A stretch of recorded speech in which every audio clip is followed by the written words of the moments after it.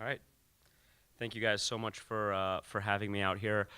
So I'm going to talk about a question that has kind of been percolating around SPY conferences for several years now, which is this question of whether fundraising, in this particular case looking at matching grants, actually creates new giving, increases the size of the pie, or just redivides the slices in some way. So I do think this is one of the biggest outstanding questions that we have in charitable giving.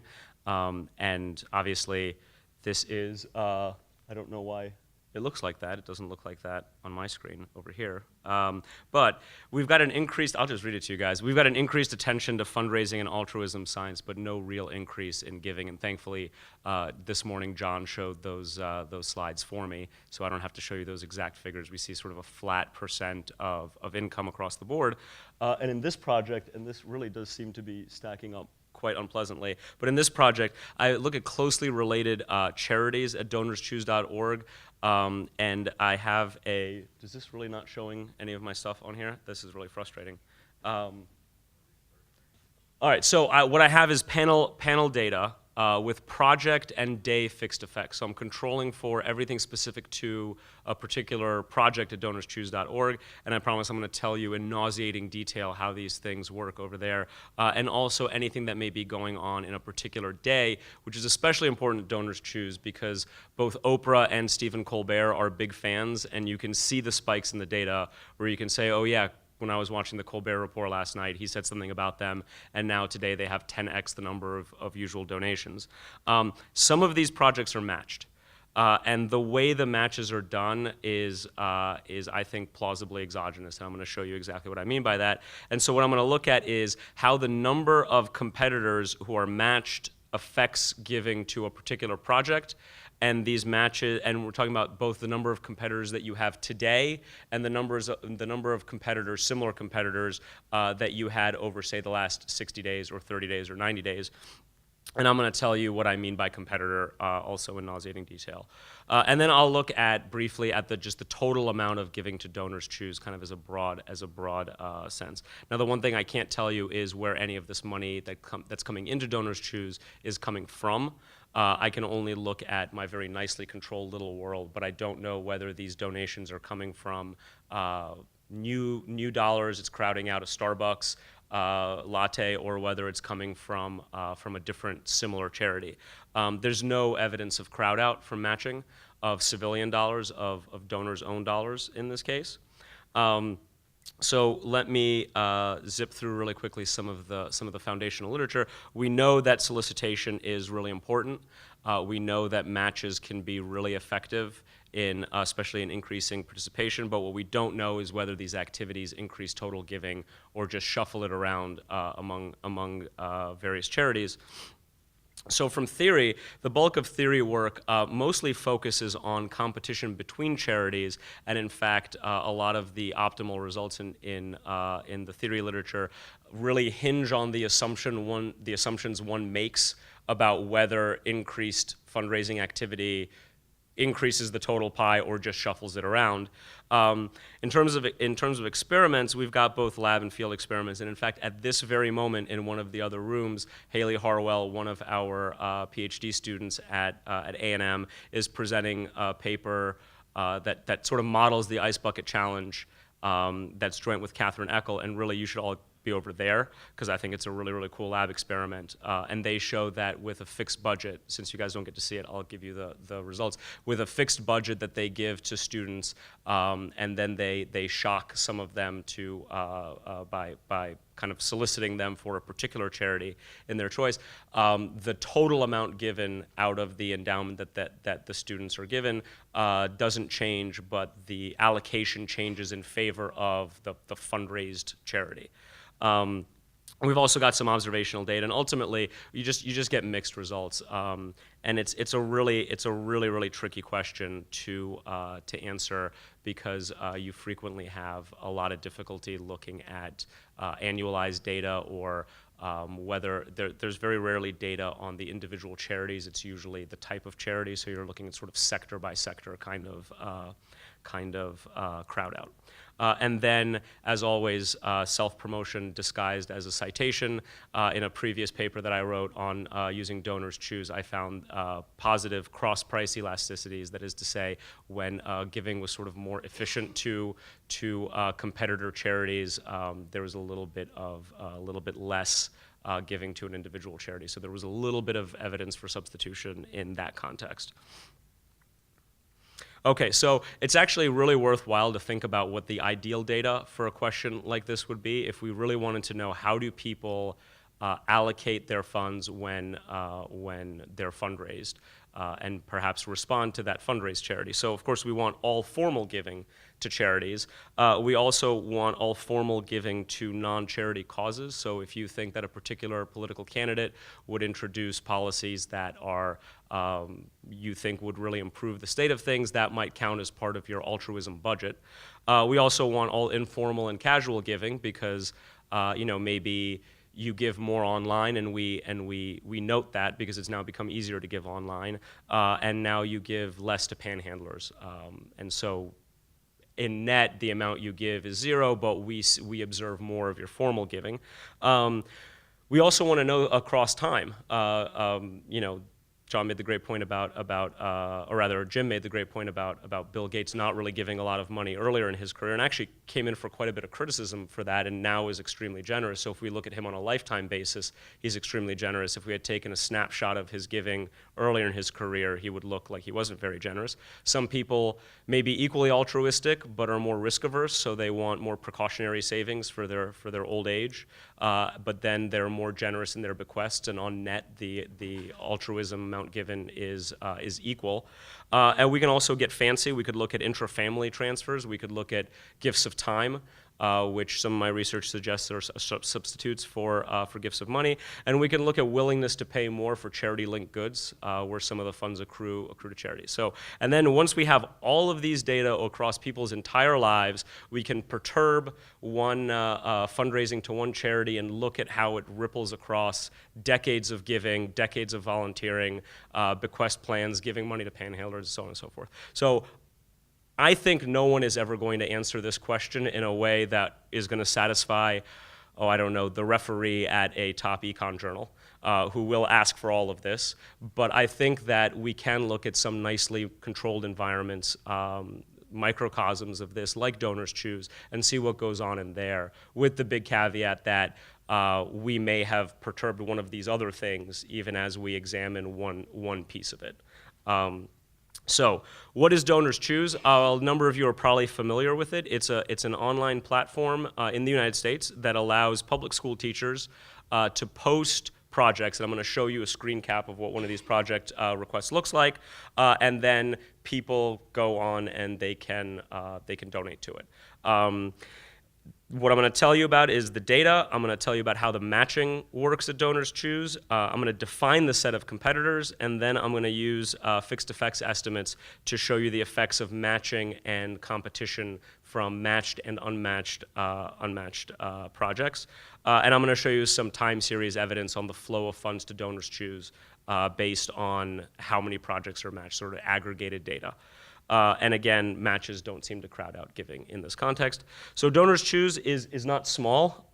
It's raising at this point in excess of $60 million a year. It is obviously a drop in the bucket relative to total charitable giving, relative to total K-12 spending, but it is fairly sizable. This is a really cool map here that shows you the share of schools in a state with at least one successful project. So this is sort of DonorsChoose penetration levels, and you can see by 2014 in some states you're already starting to push into the 70 and 80% of schools in that state have had at least one project successfully funded, right? Which does not necessarily mean that there wasn't a project posted from there that was not successfully funded. So each one of these individual projects represents sort of one of my baseline sample. I have about 350,000 of them posted between January 2008 and May 2012. Of these, a little over 2/3 achieved their goal. This is a threshold public good where if you get the amount of money that you set, then your project is funded and it disappears from the site. and you get the money, big asterisk. I'm going to explain how that works in just a second. And if you are allowed to be on there, they've changed the timing a couple times, but I think right now it's 150 days, and then you expire, and your project expires, and you can try to repost it, but in general, you see people posting kind of different things. So the mean request size is about $600, including the optional support that DonorsChoose puts on there. The option is the donor's option for funding DonorsChoose. It is not the teacher doesn't get the decision of whether or not to add this additional request for funding for DonorsChoose. You can see it's not that skewed. There are some very, very large projects, but the median is not that much smaller than the mean.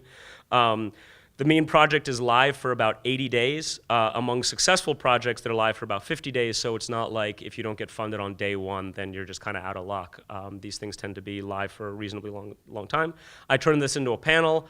If you're fast at mental arithmetic, you have figured out that I have a lot of observations. About 350,000 projects times about 80 days gives you a little under 30 million day project observations. A little under 6 million of these, about a fifth of these day project observations have a match. They have a match on them, and a little under a million of these day projects have at least one civilian donation.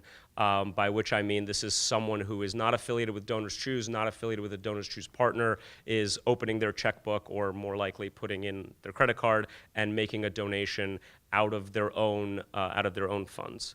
A little under $2, a little under 2 donations per day, conditional on getting one. So most projects, if they get a donation in a day, they get 1 donation that day, and conditional on. The conditional average donation is about $80 with a median of $40.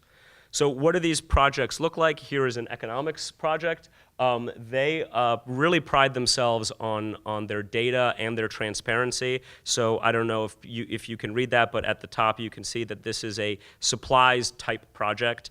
At Starkville High School in Starkville, Mississippi. This is a high poverty area. You do not get to pick whether you are a high poverty area. They actually have a beautiful crosswalk where they link this to Department of Education data, and they automatically pull all of these attributes of the school and populate the information there. There's a description of who the students are. There's a picture. There's a discussion of the project and what they need.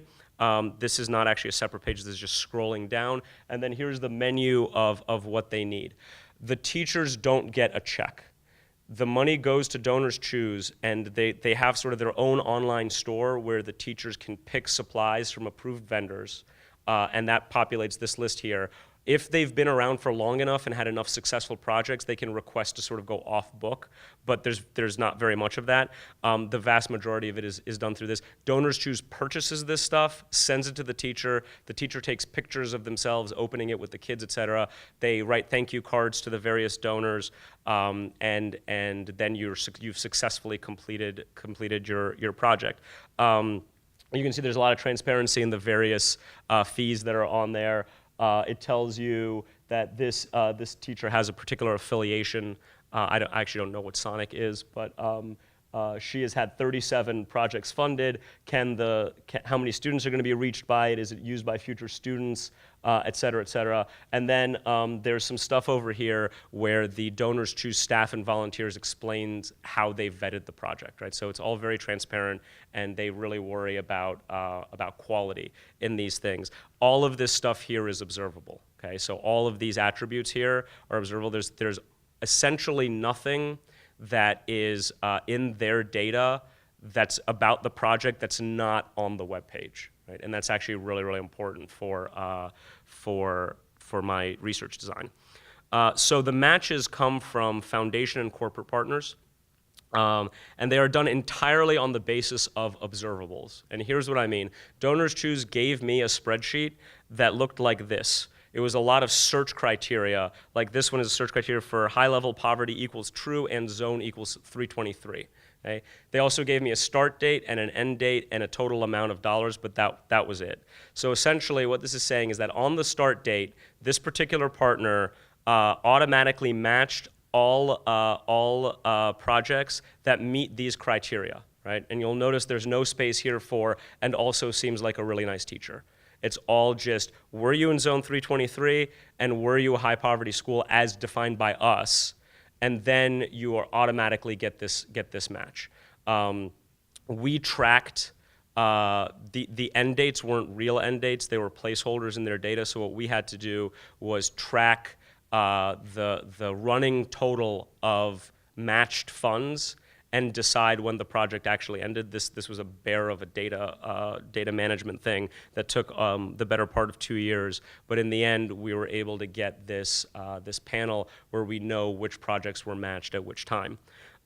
These matches come in 2 general flavors. There's your double your impact, which I think they've actually now changed to half off, which they did not run a field experiment with, which I'm really disappointed. But double your impact is your standard one-to-one match, and you're not matched if you already are over 50% of your goal. It's actually really important and kind of weird. These matches are inframarginal also. So if you already had $100 in donations, you're already live, and now halfway through your time, a match goes live for which you're eligible, you now suddenly have $200, right? Which is sort of strange because that doesn't affect the behavior of the person who already gave you $100. There's 316 matches from 256 donors here. The median size match was $20,000 with a total of a little over $15 million in these matches. The other flavor of match was almost home, in which they would match all but the last $100. And you were not matched if you were within $100 of your goal. There were fewer of these, and they summed up to a little under $8 million from here. There are also some promotions, but the promotions were things like Mike would have a gift card for $50, and he could apply it to any DonorsChoose project he wanted. It had nothing to do with the individual projects themselves. And the eligibility is determined at the moment that the match goes live, right? We had to do some guesswork here, but we did a lot of testing and a lot of talking to them about it, and we're fairly confident that we did at least a halfway decent job of putting this together.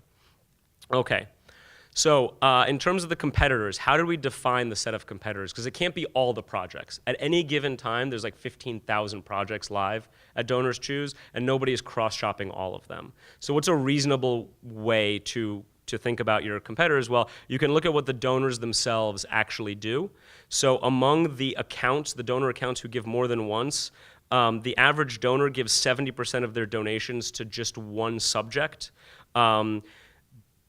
They also really like geographic restrictions. I look at ZIP2. What's a ZIP2? This is a ZIP2. It's a reasonably decent-sized area in some parts of the country and a much smaller area in other parts of the country. I tried it a whole bunch of other ways also, didn't really make much of a difference. And a lot of people like to stay within their ZIP2. And so it seems reasonable to call your competitor set a ZIP2 subject combination. Tried lots of different other ways too. So the average donor gives about 2/3 of their donations to one ZIP2 subject. You can also look at some search data that they had among people who are applying search filters. Over half of them involved a geographic restriction, and almost 1/3 of them involved a subject restriction, with a reasonable chunk of searches involving both of them, both a subject and a geographic restriction. So I'm going to call your competitor group your ZIP2 subject group. Other projects that are in the same ZIP2 and are the same subject as designated by DonorsChoose. You have about 40 matched competitors per day with a median of 8, and about 160 total competitors per day with a median of about 80. And if you don't like ZIP2 subject, I assure you that it get very, very qualitatively similar results using other geographies, other subject sizes, or other filters.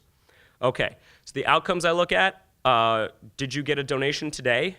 How much did you get if you got a donation? And then you can put those two things together for a total effect. Things I control for is whether the project was matched on that day, yes or no, the log of the number of matched competitors you had that day, the log of the matched total number of competitors, the log average daily number of matched competitors over the previous 60 days, and that same metric for the total number of competitors. So were there a lot of matched similar projects like yours 30, 60, 90 days ago that kind of sucked all the oxygen out of the room, that shifted the donations intertemporally?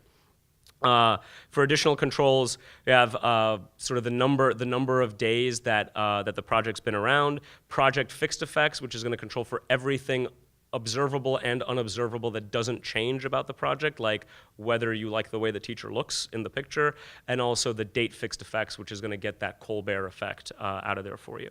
So this is the one table of results I'm going to show you. If the project is matched, the way to interpret that is that your probability of getting a donation on any given day increases by about 0.7 of a percentage point on a baseline of about 3%. So that's a pretty sizable effect in your likelihood of getting a donation. Now how about that next number there, the log of the number of matched competitor projects? A 10% increase in the number of matched competitors increases your likelihood of getting a donation, but only by 1/100th of a percentage point, or about 3% of the total effect. And it's precisely estimated, but that's because I have 30 million observations. That I would call that a precisely estimated zero. It's moving the needle, but not by very much. Even that largest number down at the bottom, that negative 0.036, that says that a 10% increase in the number of total competitors that you had over the previous 60 days reduces your likelihood of getting a donation by 0.035 percentage points, which is about a 10% effect off of the baseline. So that's the probability of getting a donation today. There's really not much action on the amount you get conditional on getting one. These numbers are extremely small. These are, you can essentially interpret these as percent changes in the amount that you get. If you combine these two things, what you end up with is a roughly 3% increase in the average daily total amount you get if your project is matched. And then, though they have a lot of stars behind them, most of them, those numbers are extremely, extremely small. So essentially, having more competitors in this context really doesn't seem to move the needle. The qualitative inference I'd take away from it is it's kind of interesting that the matched ones are positive, and the total ones are negative. So having more matched projects actually does seem to crowd in some donations, but the quantities involved are really, really small. So here's a laundry list of other things that I tried. You can try them with a whole bunch of different combinations of defining competitor groups. You get the same qualitative answer. Things go in the same direction. There isn't one of these that's magically different than the other. You can look at restrictions on donors, right? This is really interesting. So people can self-identify as a teacher in their donor account. So we can take all of those people out because maybe this is just me donating to Dan and Dan donating to me. Teachers can set up giving pages that they can, say, put on Facebook and ask their friends to click through. And so we think that maybe that's not going to be as sensitive to cross-shopping. It's not really reflecting real giving. And we can take out those donations and we get kind of the same effect. We can take out donors from the same zip3. Maybe you're just giving to your kid's school. Or your neighborhood schools or whatever. We can look at people who are maybe cross-shopping at least across a different zip3. You get the same kind of results. And then this one came from a suggestion at a seminar at Michigan State. Look only at people who donate to multiple schools, because maybe people are just donating to their kid's school. Take those out, and you still get a very similar effect here. You can do this in other ways. You can do it with bins. You can do it with a linear quadratic. You can look at other moving windows. You can do it with interactions. The end of the day, the story is pretty much the same. Matches matter, and they don't seem to crowd out donations to competitors. So very quickly, in the negative 1 minute I have left, let's pretend to be macroeconomists for just a second. I promise that we'll feel a little dirty, but it'll be worthwhile. And let's just look at a daily series of this stuff. And we're not really macroeconomists. I'm not going to tell you that more matches at DonorsChoose necessarily causes an increase in total donations, but it's really interesting to kind of look at the big picture. So we can do some stuff where we include a linear, quadratic, and cubic time trend, because you saw how fast DonorsChoose has grown. You can include day of the week effects. And then for ease for this particular presentation, I'm just going to look at the percent of projects that are matched and look at the effect of that on total donations coming to DonorsChoose, the average donation size, and the number of donors. And because the data would be really messy with 1,600 observations, I'm doing the Chetty-style binning into vintiles. So each one of these dots represents 5% of the observations, and it's taking the mean for the mean for the x-axis variable and the y-axis variable for that particular 5%. But the line that's running through it, the regression line, is coming from the true underlying data. So here is and this is, by the way, residual of all of those time effects and day of week effects and everything else. So this is the variation that's left over after we've controlled for the growth of DonorsChoose, both in the general number of donors it gets and the number of matchers it gets. And you can see there's a pretty strong positive correlation here between the percent of projects that are matched and the total amount of dollars that are coming in. You can actually see this. I actually don't have this graph here, but you see a lot of this action is coming from first-time donors. So it does seem to be bringing in some people here. You can look to see this is the number of donors here. A little bit messier, but still a positive correlation here. So if the total number of donors has gone up and the total number of donations has gone up, let's look at the average size. It's a weaker relationship, but sort of weakly decreasing the average size of the donation. So to wrap up, we know that matches increase the likelihood of receiving donations, but that more matched competitors really have little effect on the amount received. And it sure looks like the total amount collected by DonorsChoose increases, but I don't know where these funds are coming from. But at least in this context, there doesn't seem to be crowd out from competition. These fundraising activities seem to be increasing the size of the DonorsChoose pie without really crowding out any donations within the DonorsChoose pie. Thank you very much. Any questions? Dan?